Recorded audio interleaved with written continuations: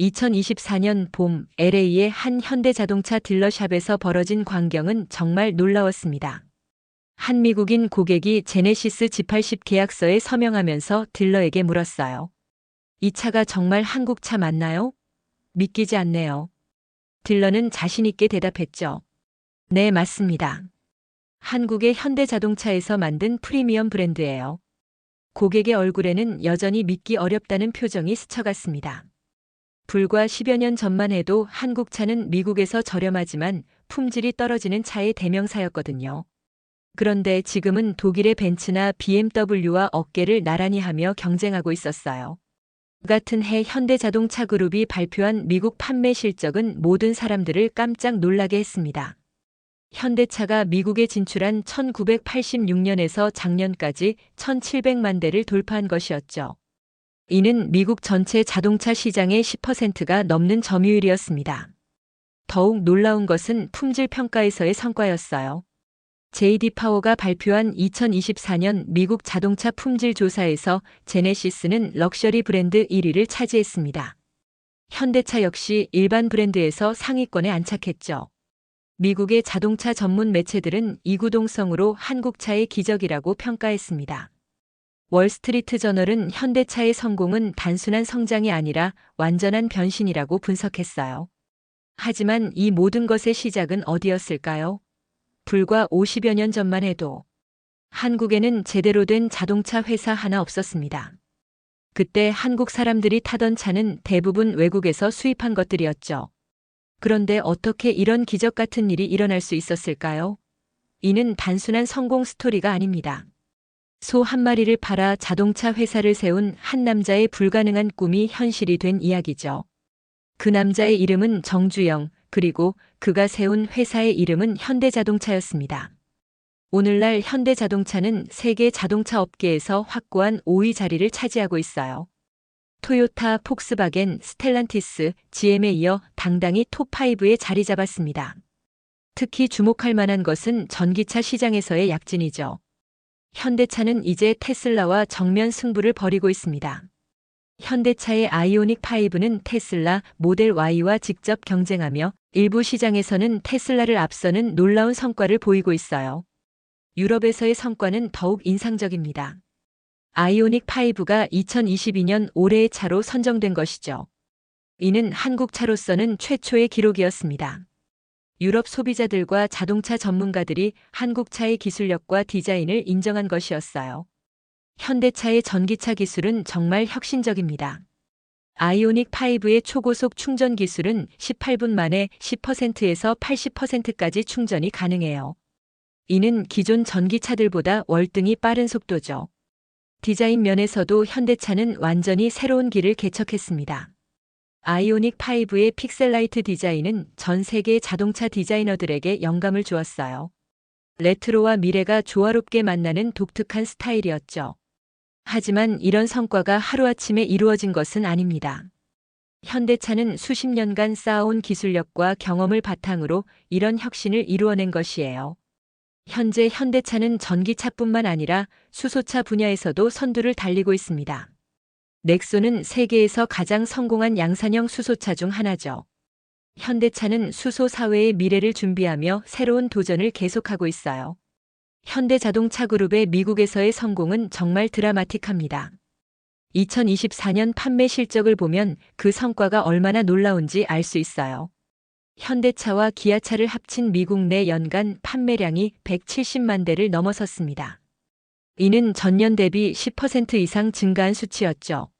더욱 놀라운 것은 이 성장세가 지속되고 있다는 점이에요. 미국 소비자들의 현대차에 대한 인식 변화는 정말 극적이었습니다. 과거 한국 차는 싸지만 품질이 떨어진다는 편견이 완전히 사라진 것이죠.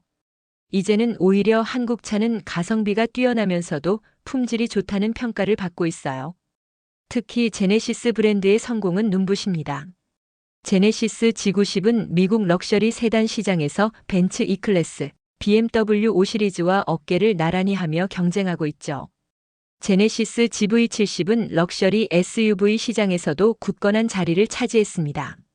미국 자동차 전문 매체들의 평가도 완전히 달라졌어요. 모터 트렌드는 현대차의 품질과 기술력이 이제 독일차 수준에 도달했다고 평가했습니다. 컨슈머 리포트는 현대차와 기아차가 신뢰성 면에서 일본 차들을 위협하고 있다고 분석했죠. 실제로 미국 도로에서 현대차를 보는 것은 이제 전혀 놀라운 일이 아닙니다. 캘리포니아의 실리콘밸리에서는 아이오닉 5가 테슬라만큼이나 자주 눈에 띄어요. 뉴욕의 맨해튼 거리에서는 제네시스 G912, 벤츠나 BMW와 나란히 주차되어 있는 모습을 쉽게 볼 수 있죠. 한국차 맞아요? 라는 질문이 이제는 놀라움의 표현이 아니라 감탄의 표현이 되었습니다. 미국 소비자들은 현대차의 디자인과 품질에 진심으로 감탄하며 독일차나 일본차 대신 현대차를 선택하고 있어요. 하지만 이 모든 것의 시작은 1967년 울산의 허허벌판이었습니다. 그곳은 지금의 현대자동차 울산 공장이 있는 자리였지만 당시에는 모래사장만 펼쳐져 있는 황량한 땅이었어요. 그해 어느 날 박정희 대통령과 정주영 현대건설 회장이 그 모래사장에 나란히 서 있었습니다. 바닷바람이 불어오는 가운데 박 대통령이 정주영에게 말했죠. 자동차를 만들어 보시오. 정주영은 순간 당황했습니다. 그는 건설업계의 거물이었지만 자동차를 만들어 본 적은 한 번도 없었거든요. 하지만 그에게는 남다른 추진력과 도전 정신이 있었어요. 해보겠습니다. 정주영의 대답은 간단했지만 그 속에는 엄청난 결심이 담겨 있었습니다. 그는 평생 해보면 된다는 신념으로 살아왔거든요. 조선업에 뛰어들 때도 건설업을 시작할 때도 마찬가지였죠. 당시 한국의 자동차 산업은 거의 전무한 상태였습니다. 새나라 자동차가 외국 부품을 조립하는 수준의 생산을 하고 있었을 뿐이에요. 완전히 독립적인 자동차 회사는 존재하지 않았죠.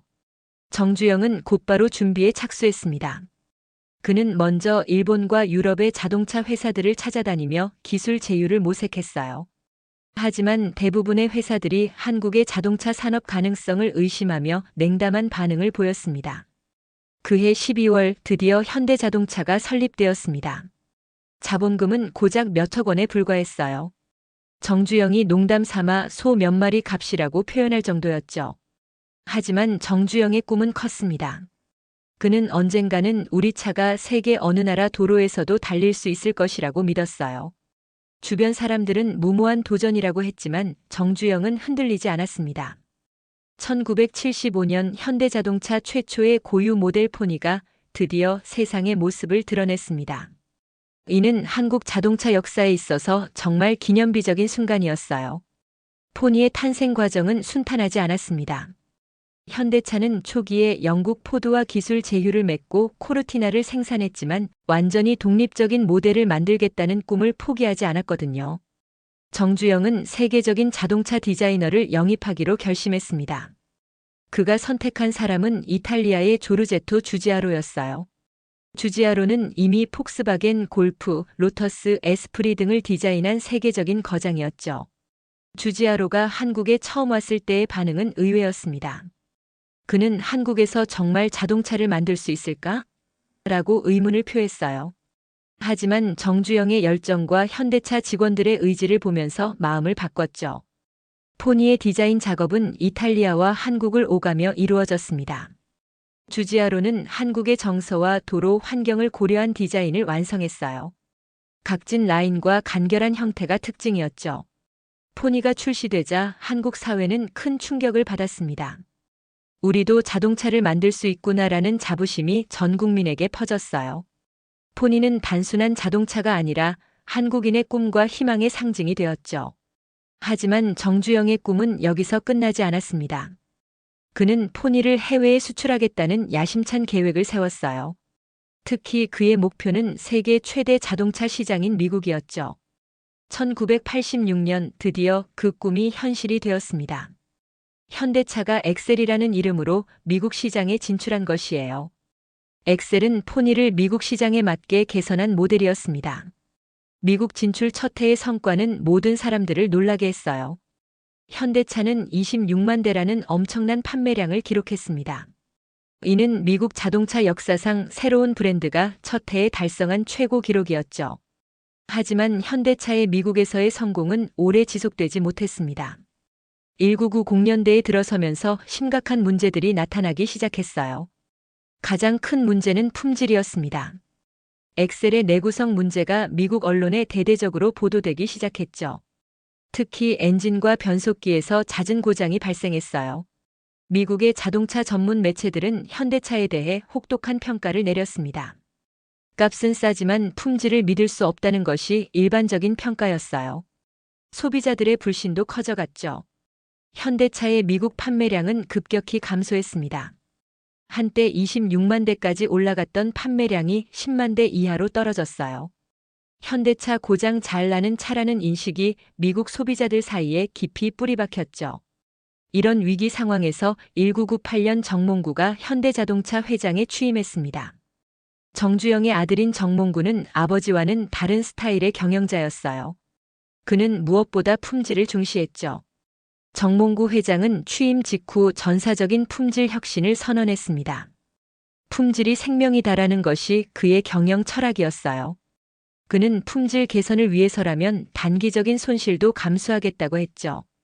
가장 파격적인 결정은 10년 보증 제도의 도입이었습니다. 이는 당시 업계 표준인 3년 보증보다 훨씬 긴 것이었어요. 많은 사람들이 무모한 도전이라고 했지만 정몽구는 현대차의 품질에 대한 자신감의 표현이라고 했죠. 동시에 디자인과 기술 개발에도 막대한 투자를 단행했습니다. 현대차는 유럽과 미국의 디자인 센터를 설립했어요. 세계적인 디자이너들을 영입하여 현대차만의 독특한 디자인 언어를 개발하기 시작했죠. 기술 개발에도 엄청난 투자를 했습니다. 남양 연구소를 확장하고 세계 각국의 우수한 엔지니어들을 영입했어요. 현대차는 이제 단순히 가격 경쟁력만으로 승부하는 회사가 아니라 기술과 품질로 경쟁하는 회사로 변신하기 시작했습니다. 2000년대에 들어서면서 현대차는 완전히 새로운 모습으로 거듭났습니다. 정몽구 회장의 품질 혁신이 결실을 맺기 시작한 것이죠.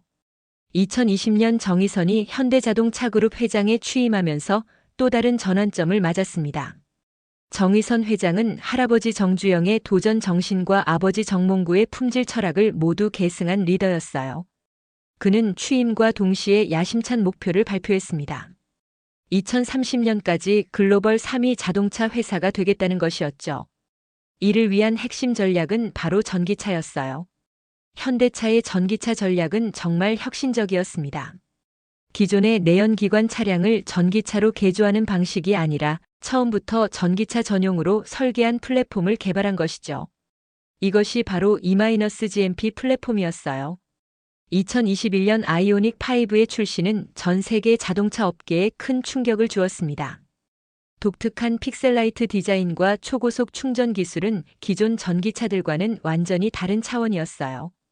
아이오닉 5는 출시 첫 해부터 전 세계적으로 폭발적인 인기를 끌었습니다. 유럽에서는 올해의 차로 선정되었고 미국에서도 테슬라 모델 Y와 직접 경쟁할 수 있는 강력한 경쟁자로 인정받았죠. 이어서 출시된 아이오닉 6는 또 다른 놀라움을 선사했습니다. 공기역학적으로 완벽하게 설계된 유선형 디자인은 전기차의 새로운 미학을 제시했어요.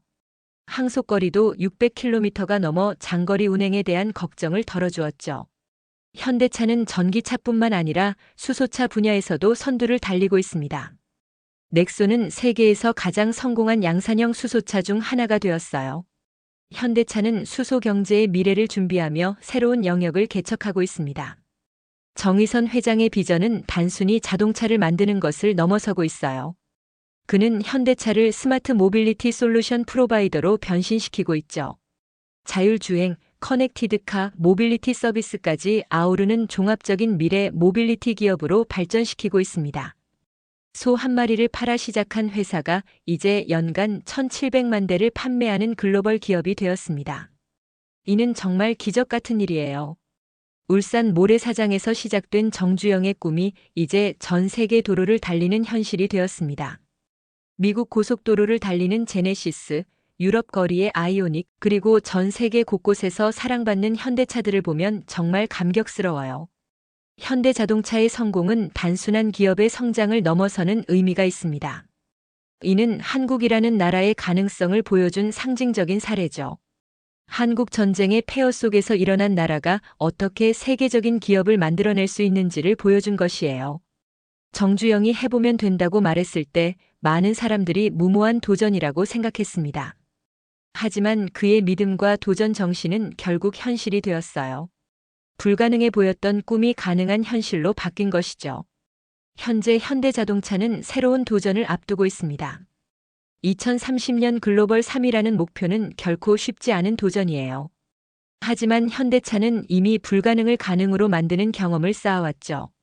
전기차 시장에서의 성공, 수소차 기술의 선도, 그리고 미래 모빌리티에 대한 준비까지 현대차는 다시 한번 불가능에 도전하고 있습니다. 정주영의 도전 정신, 정몽구의 품질 철학, 그리고 정의선의 미래 비전이 하나로 합쳐져 새로운 기적을 만들어가고 있어요. 세계 자동차 업계는 이제 현대차의 다음 행보를 주목하고 있습니다. 한국의 작은 건설 회사에서 시작된 현대차가 어떤 새로운 역사를 써내려갈지 기대되고 있죠. 현대자동차의 이야기는 여전히 진행 중입니다. 소 한 마리에서 시작된 꿈이 이제 전 세계인의 꿈이 되어가고 있어요. 불가능을 가능으로 만드는 도전은 오늘도 계속되고 있습니다. 지금까지 현대자동차의 놀라운 성공 스토리를 들려드렸습니다. 소 한 마리에서 시작해 연간 1,700만 대를 판매하는 글로벌 기업이 되기까지의 여정이었어요. 정주영의 해보면 된다는 정신은 오늘날에도 현대차 DNA 깊숙이 흐르고 있습니다. 불가능해 보이는 도전을 현실로 만드는 힘, 그것이 바로 현대자동차만의 특별함이죠. 여러분도 무언가 불가능해 보이는 꿈이 있다면 포기하지 마세요. 현대차의 이야기가 보여주듯이 진정한 도전 정신과 끈기만 있다면 어떤 꿈이든 이룰 수 있습니다. 오늘 이야기가 여러분에게 작은 영감이 되었기를 바랍니다. 시청해주셔서 정말 감사합니다. 구독, 좋아요, 도 부탁드리고요. 내일 9시에는 또 다른 이야기로 찾아오겠습니다.